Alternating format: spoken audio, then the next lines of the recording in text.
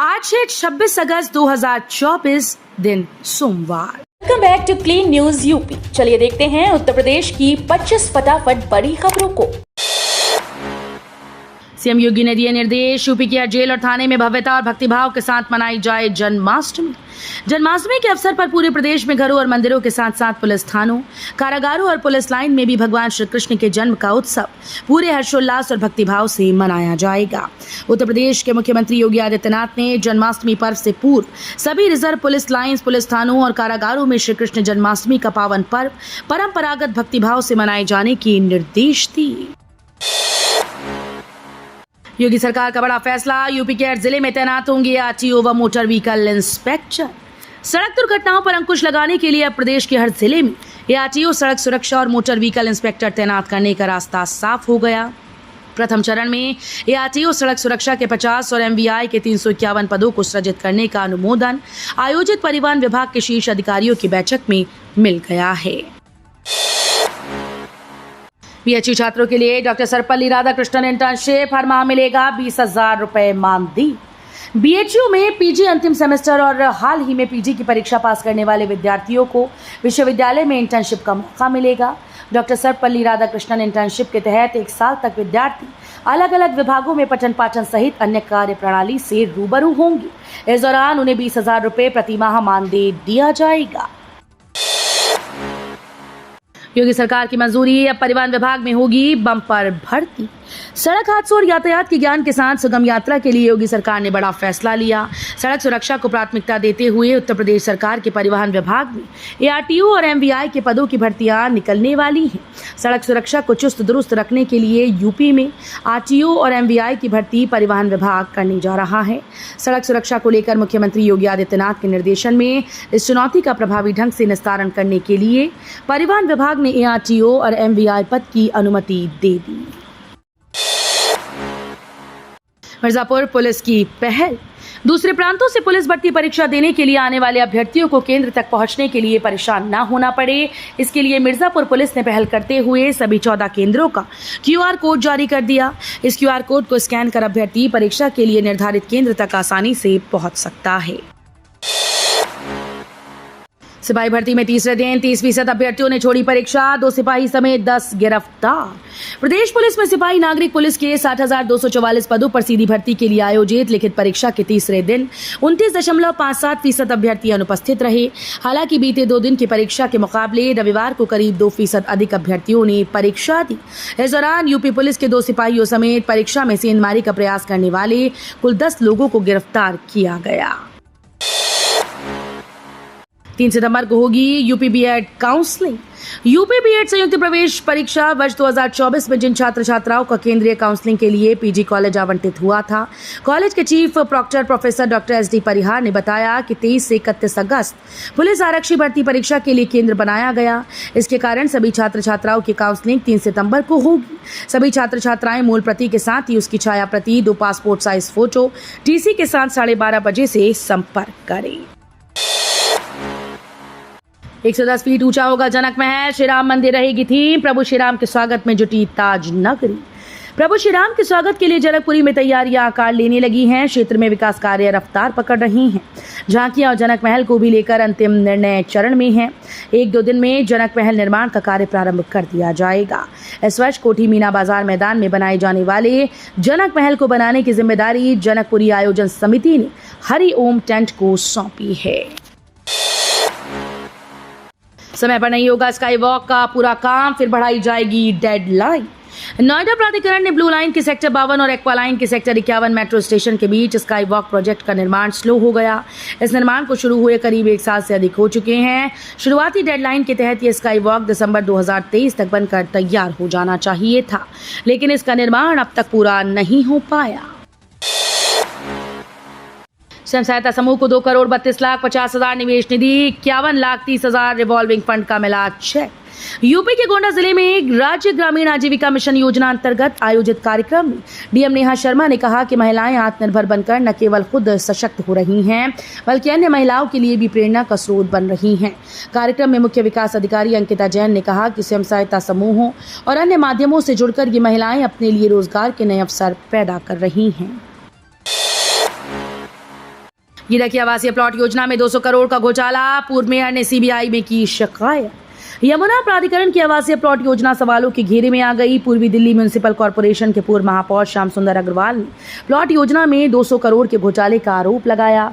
प्राधिकरण के CEO doctor Arunvir Singh व अन्य वरिष्ठ अधिकारियों के खिलाफ सीबीआई में शिकायत कर भ्रष्टाचार का पर्दाफाश करने की मांग की।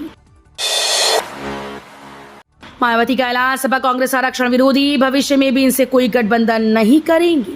बसपा सुप्रीमो मायावती ने सपा कांग्रेस को आरक्षण विरोधी बताते हुए इन दलों के साथ भविष्य में किसी भी तरह के गठबंधन से इनकार किया।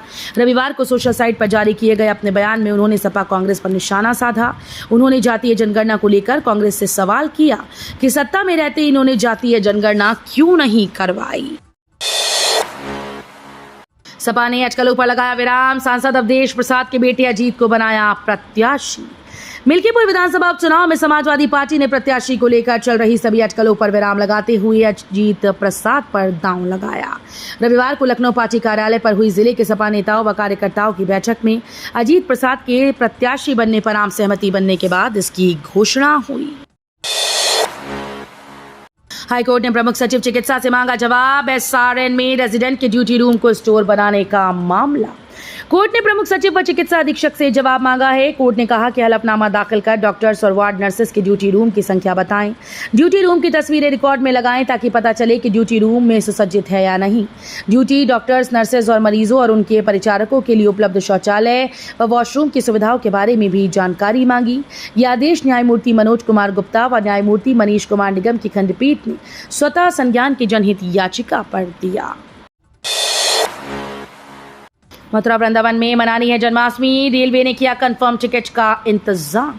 जन्माष्टमी का त्योहार आज 26 अगस्त 2024 को मनाया जाएगा। इस मौके पर देश भर के श्रद्धालु मथुरा वृंदावन में भगवान श्री कृष्ण के दर्शन के लिए उमड़ते हैं। ऐसे में रेलवे ने श्रद्धालुओं के लिए कंफर्म टिकट का इंतजाम कर दिया। रेलवे के द्वारा जन्माष्टमी के मौके पर मथुरा और वृंदावन के लिए 2 जोड़ी स्पेशल ट्रेन चलाने का ऐलान किया गया। ये स्पेशल ट्रेन आज 26 अगस्त से 29 अगस्त तक चलाई जाएंगी। फ्रेट कॉरिडोर पर शिफ्ट हो 100% मालगाड़ियां, प्रबंध निदेशक पहुंचे प्रयागराज।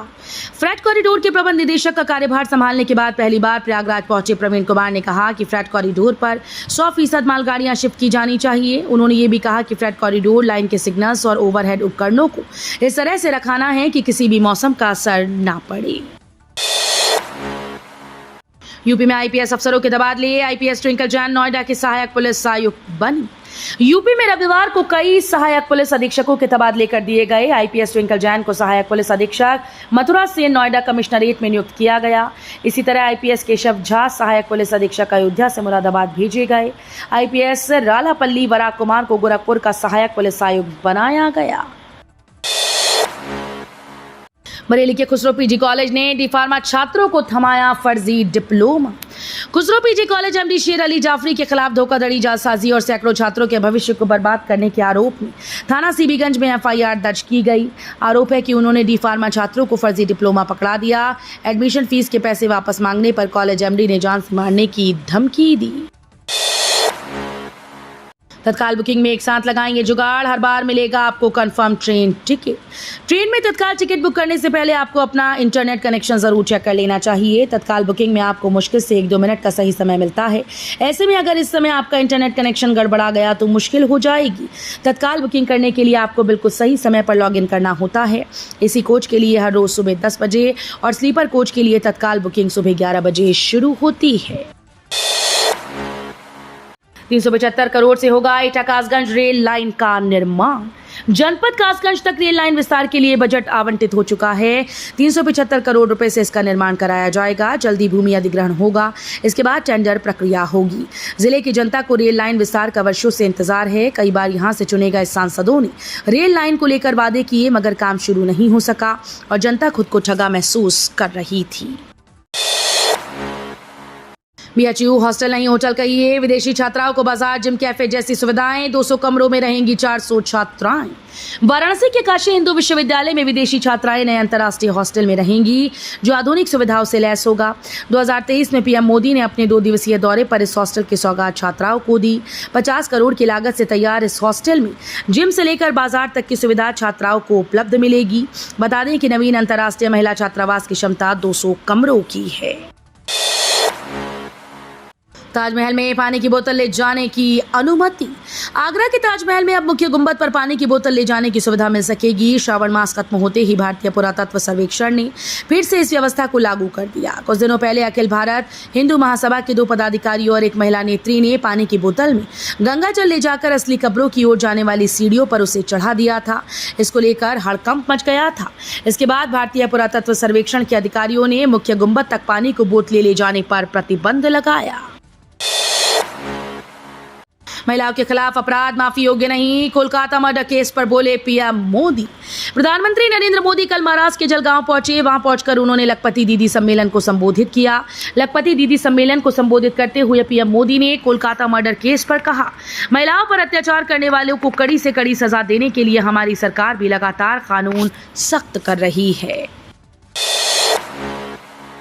हिंदुस्तान का ऑर्डर आ चुका है, जाति जनगणना का आदेश अभी लागू कर। जाति जनगणना को लेकर कांग्रेस नेता राहुल गांधी ने मोदी सरकार को एक बार फिर से घेरा।